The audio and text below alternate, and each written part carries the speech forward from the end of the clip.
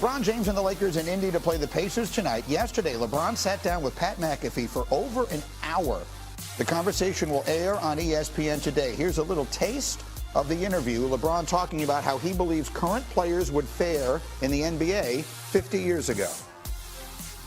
You trying to tell me Giannis wouldn't be able to play an NBA game in the 70s? I think handshake, he wouldn't be able to do it. Giannis, neither would you. Neither would you. Giannis Antetokounmpo would have 250 points in a game in the 70s. 250. Is that Kuzi? When was Kuzi playing? All right, so Kuzi played in the 50s and the 60s. So there were so many things about this conversation that bother me. And I understand what he's saying. First and foremost, of course, he's right. Giannis Antetokounmpo would dominate, as any athlete in the modern day would. There were a couple of things that bother me about this. In the interest of time, I will limit my comments to two. One of them is the modern generation of player gets very, very sensitive when you compare them to players of the past. But they are very comfortable comparing themselves to player of the past. I don't love that inconsistency.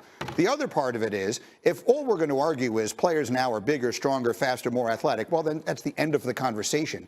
The Pittsburgh Steelers offensive line in the 1970s, the heaviest guy weighed 275 pounds. What position would he play now? Linebacker? So, I mean, obviously, we've gotten bigger, we've gotten stronger. All of that is obviously true. But the idea... That feels very disrespectful to me. There were great players in the 1970s. And by the way, Bob Lanier in the 1970s would have picked up Giannis Antetokounmpo and dunked him. And then and Giannis would have been looking around saying, why isn't that a flagrant two? While he was flying into the stands. So, look, the players of today are brilliant players. Right. And I'm not taking anything away from them. And LeBron is on the very short list of the greatest players we've ever seen in the history of any sport in this country. But if the best argument you have is, well, look how much more athletic and skilled we are now, well, that's the end of any conversation, and it isn't an interesting one because it could be made for any sport at any time.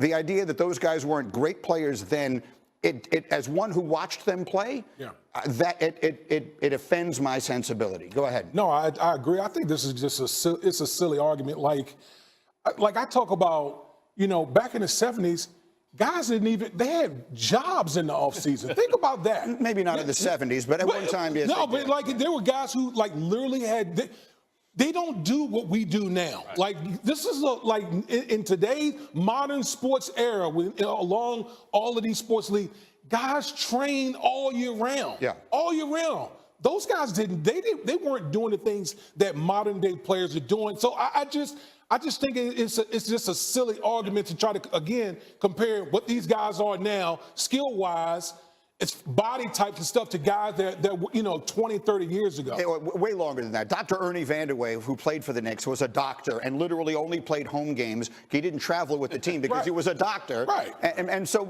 to make a comparison between those obviously is nonsensical. It doesn't make any sense. Right. But I would just very quickly point out, Booze, when did you finish playing in the NBA?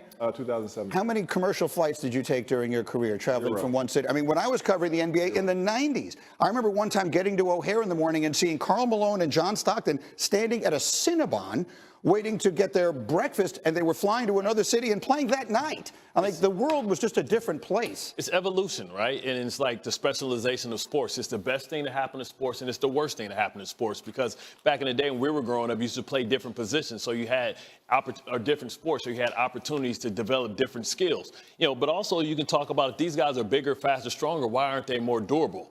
Right. So it's that argument as well. Those guys played back-to-backs and were able to play longer and play through full seasons. I think it's a dumb argument, and I think it's something when your pride comes in. Sometimes you just have to honor the past and understand that you're standing on the backs of these guys that made the league easier for you, that made, the money, better for you, so you can't afford to have a chef and pay $2 million a year for your body. Right. So imagine if those guys were able to do that. Half those guys were smoking cigarettes at halftime. Yeah, it was a different world. Jay Will, go ahead. Hold on. Go ahead. We're not gonna allow, when you say durable now, these guys are durable. They're smarter. There's data and analytics that suggests how you play due to the volume of basketball they're playing. Okay. When we say guys aren't playing back-to-backs, who are you referring to, Bart? Well, I'm talking about sports in general because I went 11 years, only missed one game, one practice. Now I see guys get a hangnail. They can't play. Okay, They but can't I'm push saying through. I'm talking about Nolan I think Ryan this is a great threw thing 7 innings. in the NBA though. In the NBA, who are you referring to? Like, talk to me the players that don't play back-to-backs.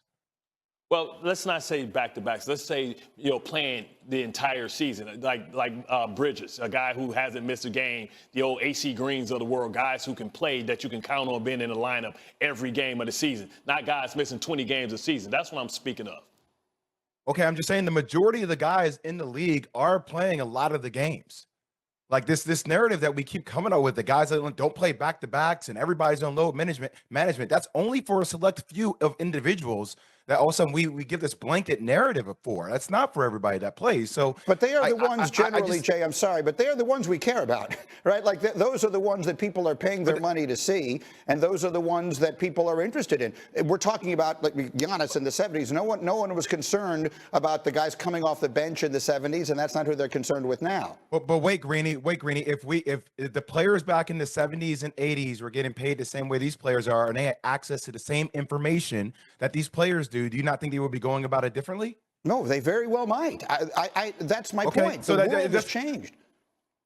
Yeah, I agree with you. I'm just saying when I get triggered when I hear Bart talk about players aren't durable these days, and that's just a select few of people who have been injured and who are managing their injuries differently due to the data that we have now. But I'm talking about sports in general. I'm not just talking about specifically basketball. I'm talking about my sport as well. We see guys missing a bunch of games. I played with London Fletcher. London Fletcher went 226 games without missing a game. I'm talking about guys like that.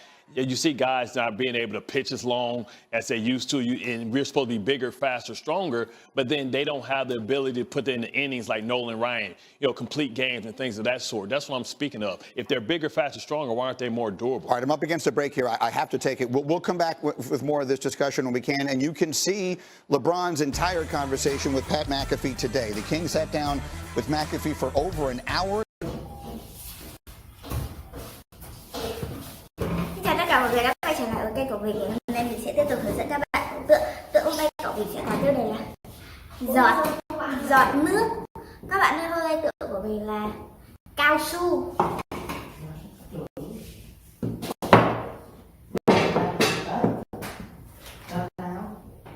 Thấy em Mạnh có đeo người yêu đi không? Người yêu.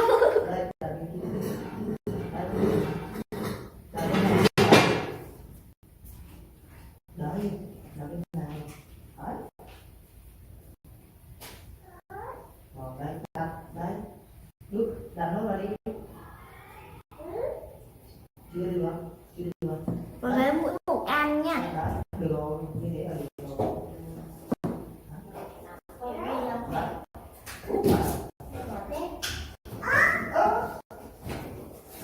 Ngành nơi đã được tên rồi, chủ nhật tuần sau đã